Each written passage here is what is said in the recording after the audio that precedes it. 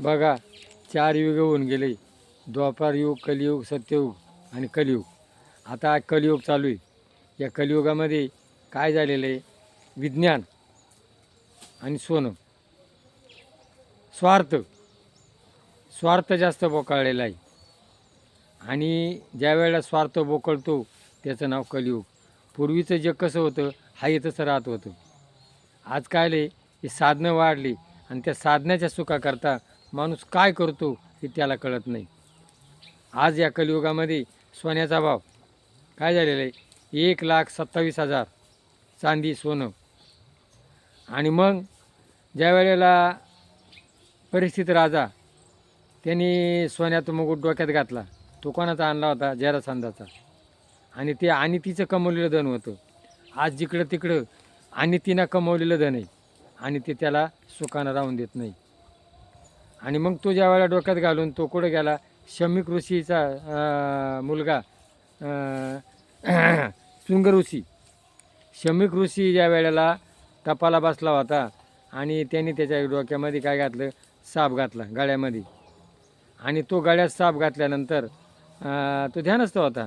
त्याचा मुलगा ज्या वेळेला तिथं आला शृंग ऋषी, आणि त्या शृंग ऋषीनं काय केलं?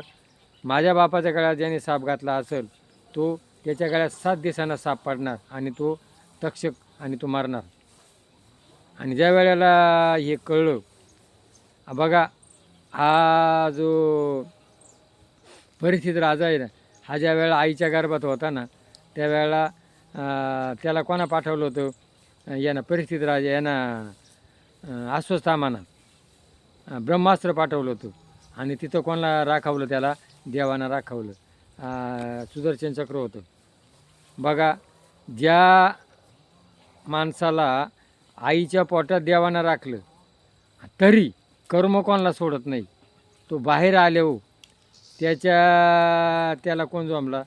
तक्षक जमला. म्हणजे विधिलिखित जे आहे ते कोणाला चुकत नाही. आणि आज आईच्या गर्भामध्ये जर भगवंत त्याला राखत होता, बाहेर आले हो तो इकडं तिकडं पाहत होता. आणि मग ज्या वेळेला कृष्णाका पाहितलं तेव्हा तो हसला. आणि आज आईच्या गर्भात काय?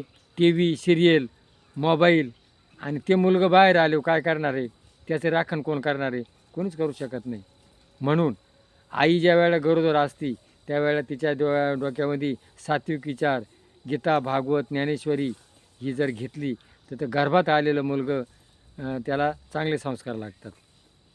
आणि मग तो परिस्थिती राजा ज्या वेळेला घरी आला त्याला पश्चाताप झाला आणि जेव्हा तो सोन्याचा मुकुट त्यांना खाली ठेवला तेव्हा त्याला कळलं.